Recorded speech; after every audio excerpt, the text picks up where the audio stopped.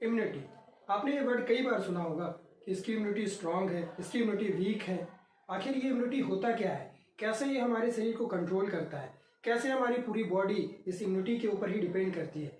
क्या इम्यूनिटी एक ऐसी की है जो पूरे शरीर को, शरीर रूपी ताले को या शरीर रूपी लॉक को नियंत्रित करती है, कंट्रोल में लेके चलती है। क्या पूरी बॉडी का इम्यूनिटी फिक्स होता है या एक फिक्स इम्यूनिटी हमारी पूरी बॉडी का संचालन करती है। आइए देखते हैं और जानते हैं कि इम्यूनिटी होती क्या है। इम्यूनिटी कोई भी फॉरेन पार्टिकल जो हमारी बॉडी के अंदर इंटर करता है, इंटर करते ही सबसे पहले उसको बॉडी के कई बैरियर से होकर गुजरना पड़ता है। ऐसा नहीं है कि कोई भी किसी का भी मुंह आए और वो आके बॉडी के अंदर घुस जाए और कुछ भी जो करना है करके चला जाए। ये ऐसा सिस्टम नहीं है। हमारी बॉडी का सिस्टम कैसा है, शटर ओपन है, बाहर से आपको जिसको आना है आइए, और एक बार आप घुस गए तो फिर घुसते ही वो शटर बंद हो जाता है। ये आप लोगों ने साउथ की मूवीज में कई बार देखा भी होगा कि गुंडा शटर के खोल के अंदर तो आता है, अंदर आते ही वो शटर गिर जाता है और अंदर में उसकी मुलाकात किससे होती है, हीरो से। जी हाँ, ये बॉडी का जो हीरो है हमारा, ये है इम्यून सिस्टम। यही हमारी बॉडी को पूरा प्रोटेक्ट करता है। बाहर से आने वाले जो फॉरेन पार्टिकल्स हैं या बाहर से आने वाले जो भी माइक्रोब्स हैं, उनसे बॉडी को प्रोटेक्ट करने का काम जो करता है, उनसे लड़ने का काम जो करता है, वही बॉडी का इम्यून सिस्टम कहलाता है। ये इम्यून सिस्टम कई बार एंटीबॉडी मीडिएटेड भी होते हैं और सेल मीडिएटेड भी होते हैं। ये सेल मीडिएटेड और एंटीबॉडी मीडिएटेड क्या होते हैं, आइए देखते हैं। बेसिकली इम्यूनिटी जो होती है दो टाइप की होती है। एक होती है इन्नेट इम्यूनिटी और दूसरी होती है एक्वायर्ड इम्यूनिटी। इन्नेट इम्यूनिटी वो इम्यूनिटी होती है जो हमें कैसे मिलती है, बाय बर्थ मिलती है। बाय बर्थ मिलने वाली इम्यूनिटी हमारी कौन सी इम्यूनिटी होती है, ये इन्नेट इम्यूनिटी होती है। जैसे फीटस जब पेट में रहता है तो प्लेसेंटा के थ्रू मदर से कनेक्ट रहता है, सबको पता है। तो मदर से फीटस के अंदर जाने वाली जो एंटीबॉडी होती है वो कौन सी एंटीबॉडी होती है, एक एंटीबॉडी होती है आईजीजी।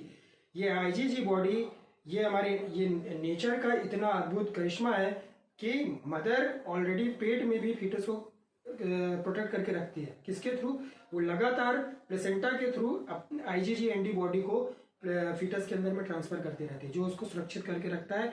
क्योंकि पेट में उस दौरान जो एब्डोमेन होता है, एब्डोमेन में दुनिया भर के बहुत सारे खाने पीने के साथ जो बैक्टीरिया माइक्रोब्स आए रहते हैं, तो वो इसको जो फीटस है उसको इन्फेक्ट कर सकते हैं। तो उससे लड़ने के लिए उसे जो शक्ति मिलती है, तो वो यानी हमें बर्थ के पहले ही हमारे शरीर में भगवान ने हमको लड़ने के लिए जो शक्ति दे रखी है या ताकत दे रखी है, वो क्या है, एंटीबॉडी, और जो नेचुरल होती है।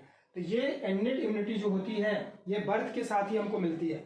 हमारी बॉडी में 4 टाइप के बैरियर्स होते हैं। ये इन्नेट इम्यूनिटी जो है 4 टाइप के बैरियर बॉडी को देती है जो नेचुरल होते हैं। फर्स्ट होता है फिजिकल बैरियर, सेकंड होता है साइकोलॉजिकल बैरियर, फिर होता है सेलुलर बैरियर और फिर होता है साइटोकाइन का बैरियर। फिजिकल बैरियर क्या होता है, हमारी जो स्किन है जो डिजीज से लड़ने का काम कर रही है, जो बाहर के पैथोजन से, फॉरेन पार्टिकल से लड़ने का काम कर रही है, वो क्या कहलाती है, फिजिकल बैरियर। पहला प्रोटेक्टिव लेयर यही देती है।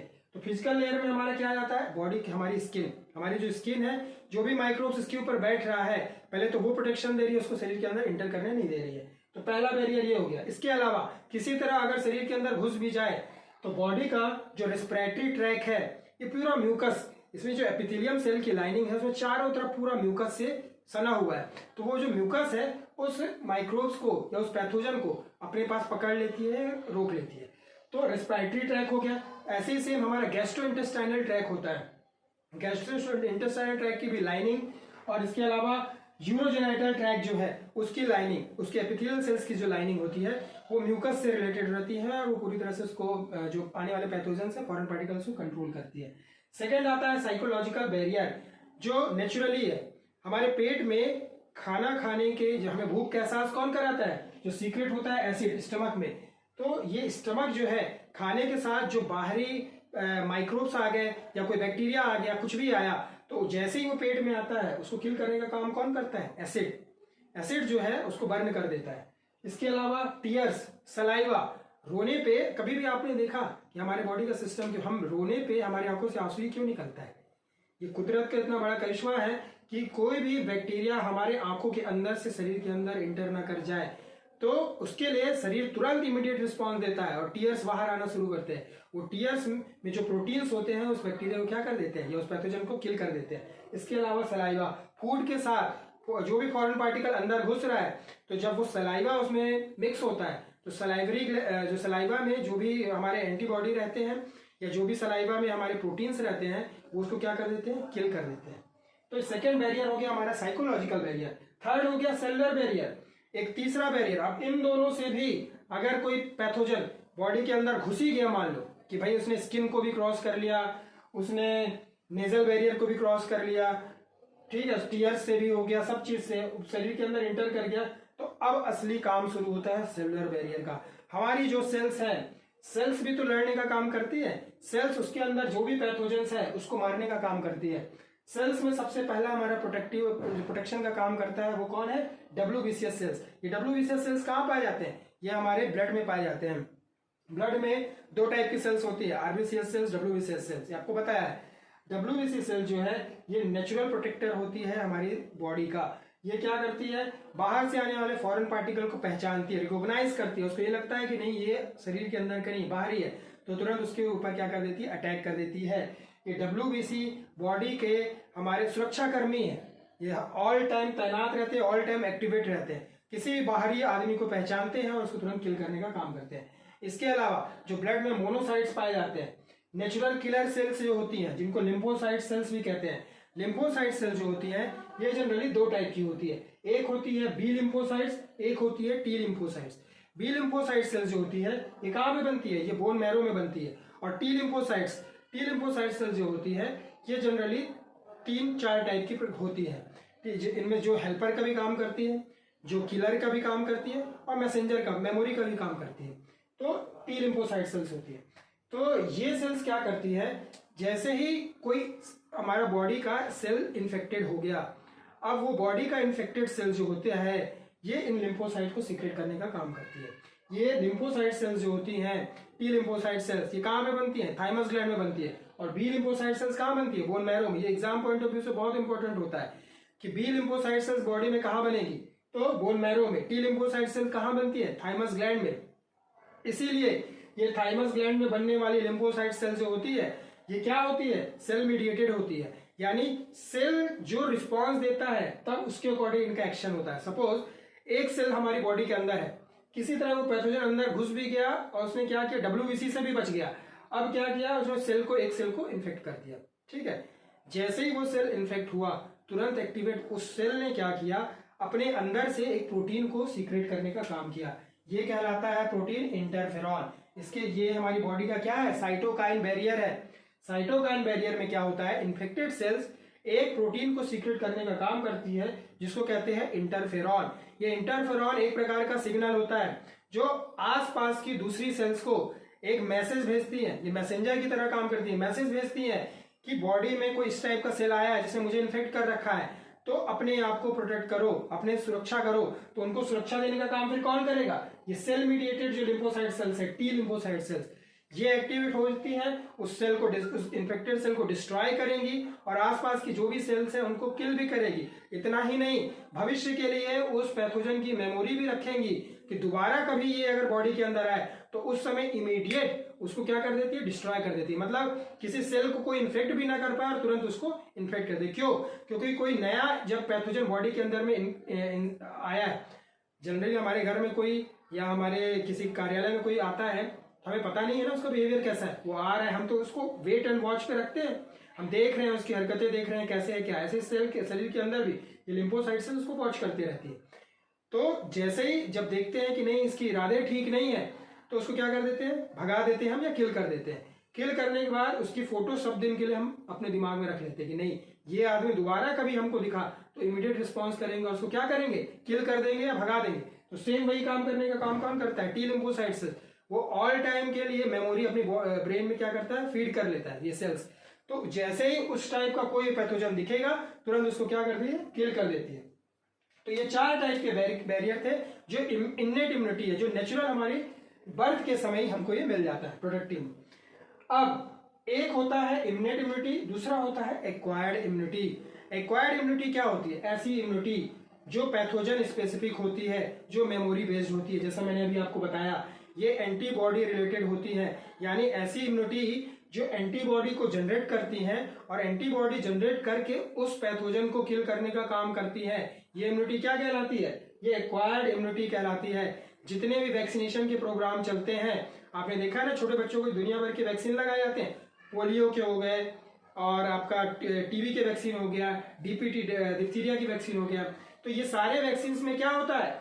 इसमें ये एक्वायर्ड इम्यूनिटी होती है। इसमें लाइव बैक्टीरिया या लाइव वायरस को, उस जो हमारा वैक्सीन है उसके अंदर वो लाइव बैक्टीरिया या वायरस रहता है, उसको डायरेक्ट बॉडी के अंदर इंजेक्ट करते हैं। जैसे ही वो बॉडी के अंदर इंजेक्ट किया उस बैक्टीरिया को, जैसे मैंने अभी आपको प्रोसेस बताया, वो बॉडी के अंदर इंजेक्ट आ गया, क्योंकि हम तो डायरेक्ट दे रहे हैं तो ये फिजिकल बैरियर वाला कोई इसमें झमेला ही नहीं है, सीधा शरीर के अंदर इंटर कर गया। इंटर करते ही जो बॉडी की सेल्स है उसने उसको पहचाना कि ये कौन है, उसने तुरंत रिस्पॉन्स दिया कि नहीं ये तो बाहरी आदमी है। उसको देख के हमारी जो सेल्स है वो तुरंत क्या प्रोड्यूस करना शुरू करती है? एंटीबॉडी प्रोड्यूस करना शुरू करती है। इस चीज को रिकॉग्नाइजेशन कौन करता है? ये लिम्फोसाइट सेल्स करती है, T lymphocyte cell. T lymphocyte cells कभी भी एंटीबॉडी नहीं बनाती है, ये बहुत अच्छे से क्लियर कर लीजिए, एग्जाम में आता है, बच्चों को बहुत कंफ्यूजन होता है। टी लिम्फोसाइट सेल्स एंटीबॉडी नहीं बनाती है। एंटीबॉडी कौन बनाएगा? बी लिम्फोसाइट सेल बनाएगी। टी लिम्फोसाइट सेल्स रिकॉग्नाइज करके बी लिम्फोसाइट सेल्स को सिग्नल भेजती है कि कोई इस टाइप का फॉरेन पार्टिकल आया है, उसको पहचानो और उसको मारो। अब बात आती है कि पहचाने कैसे उस एंटीबॉडी, वो ऐसी एंटीबॉडी बने जो उसको किल करे।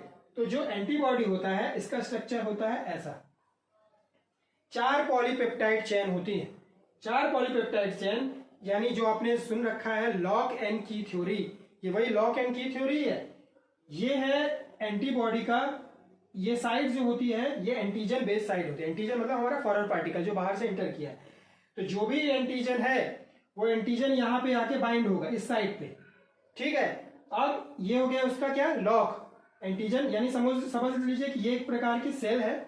इस सेल के इस साइड पे एंटीजन आके क्या हो गया? बाइंड हो गया है। अब उसको किल करना है। तो लॉक, हर ताले की अपनी स्पेसिफिक क्या होती है? चाबी होती है, की होती है।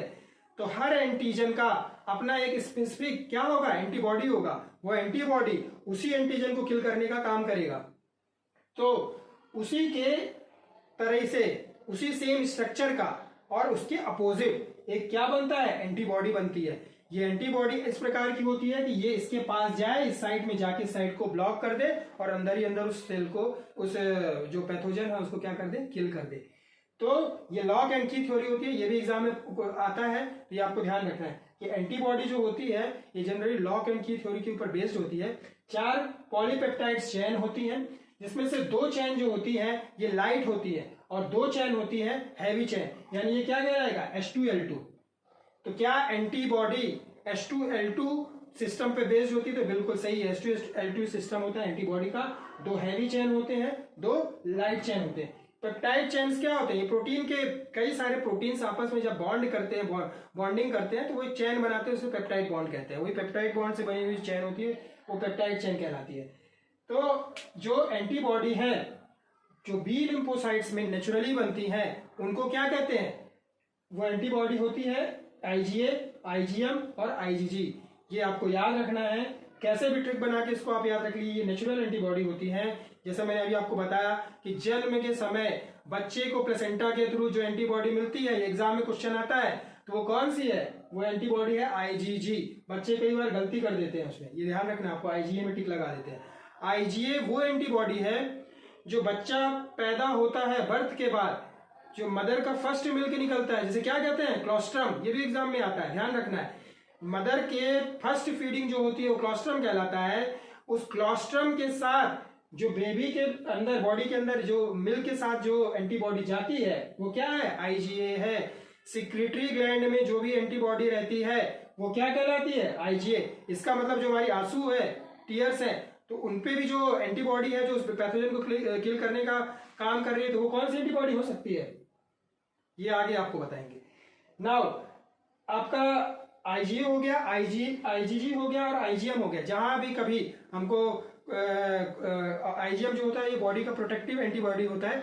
कोई भी कहीं भी हमको चोट लग जाए या कुछ भी इस टाइप का हमको हो जाता है कि जहां पे पैथोजन का इन्फेक्शन का ज्यादा संभावना होता है, तो वहां पे IgM जो है उसको प्रोटेक्ट करने का काम करता है। तो ये हो गई हमारी कौन सी एंटीबॉडी, जो बी लिम्फोसाइट के द्वारा बनी। यानी आईजीए, आईजीएम और आईजीजी को हम क्या कह सकते हैं, इसको हम कह सकते हैं एक्वायर्ड इम्यूनिटी। ये बॉडी को एक्वायर्ड इम्यूनिटी दे रही है। एक्वायर्ड इम्यूनिटी में हमने आपको बताया कि बी लिम्फोसाइट, टी लिम्फोसाइट्स आती है। तो ये बी लिम्फोसाइट से बनने वाली एंटीबॉडी क्या है, आईजीए, आईजीएम, आईजीजी।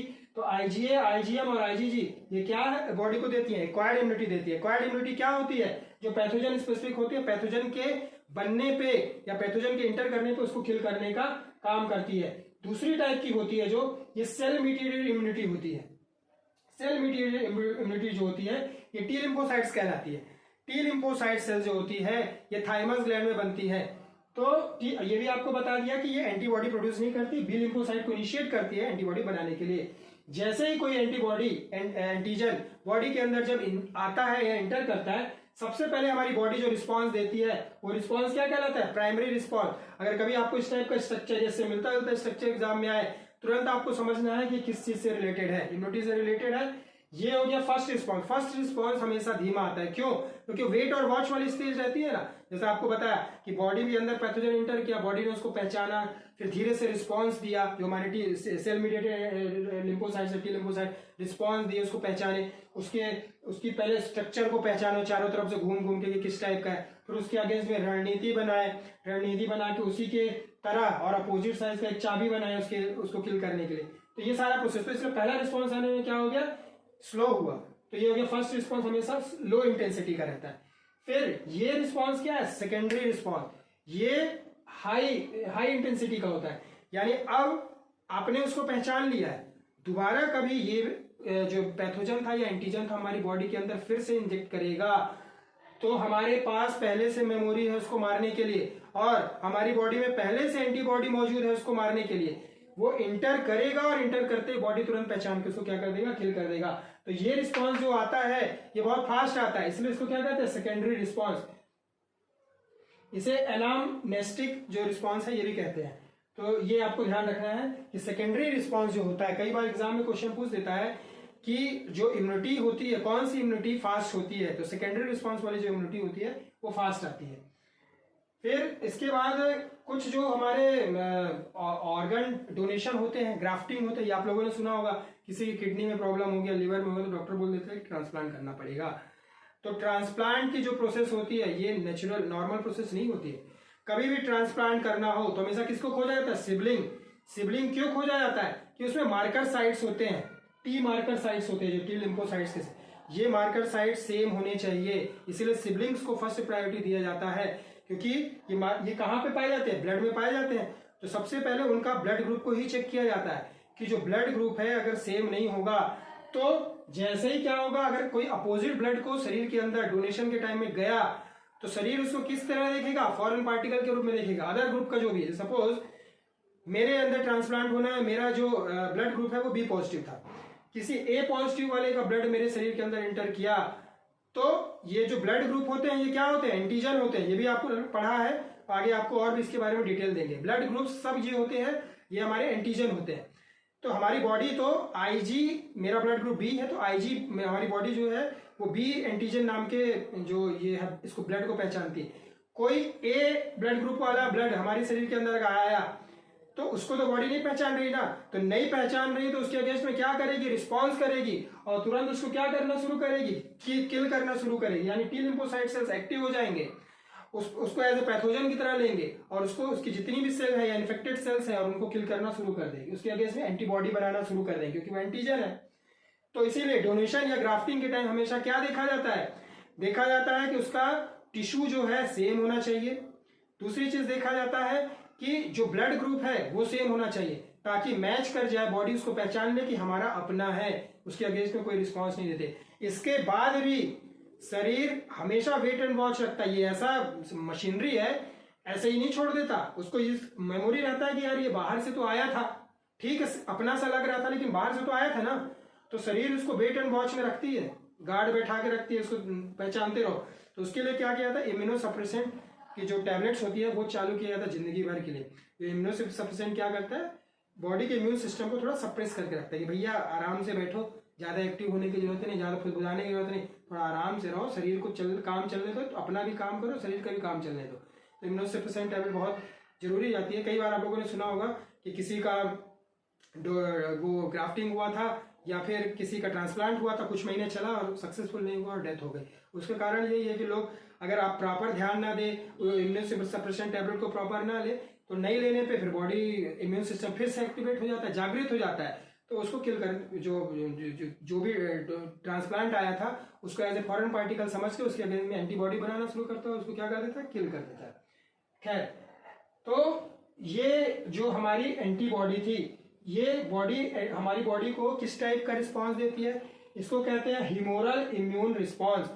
जो भी एंटीबॉडी है जो हमारे शरीर में बन रही है, ये हमारी बॉडी को ह्यूमोरल इम्यून रिस्पॉन्स देती है, जिसे कहते हैं HIM। ये एंटीबॉडी कहाँ मौजूद रहती है, ब्लड में मौजूद रहती है। तो ये क्या करती है, कोई इन्फेक्टेड सेल्स है, उस इन्फेक्टेड सेल को किल करने के लिए एंटीबॉडी बनी थी, तो ये एंटीबॉडी क्या की, आसपास के सेल्स को भी रिस्पॉन्स भेजती है कि भाई ये इस टाइप का एक एंटीजन है, तैयार रहो, अलर्ट रहो, कहीं तुम्हारे पास भी ना आ जाए, और आ जाए तो मैं तैयार बैठा हूं, मैं एंटीबॉडी हूं, मैं तैयार बैठा हूं, जैसे ही आए मुझे सूचना देना। ये सूचना देने का काम कौन करेगा, ये लिम्फोसाइट सेल्स, ये सूचित करेंगे, ये तुरंत एक्टिवेट हो जाएंगे। ठीक है, ये डंडा लेके टोपी पहन के बैठे रहते हैं, ये तुरंत एक्टिवेट हो जाते हैं, ये गार्ड, और ये शरीर के गार्ड एंटीबायोटिक कहलाते हैं, और तुरंत क्या करेंगे, उसको किल करने का काम कर देते हैं। तो ये ह्यूमोरल इम्यून रिस्पॉन्स कहलाता है, जो दो टाइप का होता है। एक तो एंटीबॉडी मीडिएटेड हो गया, जो मैंने आपको बताया कि तैयार एंटीबॉडी है, ये तुरंत तैयार एंटीबॉडीज को रिस्पॉन्स भेजेगा कि आओ और इस इन्फेक्टेड सेल्स को किल करो। दूसरा होता है सेल मीडिएटेड इम्यूनिटी। अब सपोज मानो कि ये एंटीबॉडी से वो नहीं मर रहे हैं, कोई नया टाइप का पैथोजन है, नया विदेशी आ गया, तो क्या करेगा कि ये ह्यूमोरल इम्यून रिस्पॉन्स जो है उस इन्फेक्टेड सेल्स जो है, ये इस टाइप का ह्यूमोरल इम्यून रिस्पॉन्स देता है। ये ह्यूमोरल इम्यून रिस्पॉन्स कौन पैदा करता है, इंटरफेरॉन, जो मैंने आपको अभी बताया, साइटोकाइन बैरियर में हमने आपको बताया कि सेल मीडिएटेड होता है। तो जो इंटरफेरॉन रिलीज करना शुरू करता है, ये इंटरफेरॉन किसको जागृत करते हैं, एक्टिवेट करते हैं, लिम्फोसाइट सेल्स को। कौन सी लिम्फोसाइट सेल्स को, टी लिम्फोसाइट सेल्स को। तो टी लिम्फोसाइट सेल क्या करती है, इस रिस्पॉन्स के अगेंस्ट में, ये रिस्पॉन्स का मतलब क्या होता है, रिस्पॉन्स का मतलब है पहचान। ये उस जो इन्फेक्शन है उसको पहचान लिया कि किस टाइप का, उसको पूरे स्ट्रक्चर को भाग गया। अब वो सूचना पहुंचा दी किसको, लिम्फोसाइट सेल्स को, कि इस टाइप का है, इस टाइप के कपड़े पहन रखा है, इस टाइप के उसके शरीर का स्ट्रक्चर है, तो उस ऐसा कुछ बनाओ कि उसके अगेंस्ट में जाके आप बाइंड हो सके और उसको किल कर दो। ये लॉक एंड की थ्योरी करो। तो अब ये क्या करेंगे, ये तुरंत जो टी लिम्फोसाइट सेल्स है एक्टिव होंगे और पहुंच जाएंगे। ये शरीर की सुरक्षा पहरी, ये तैयार बैठे हुए हैं, जाके भाला वाला लेके उसको मार के किल कर देते हैं।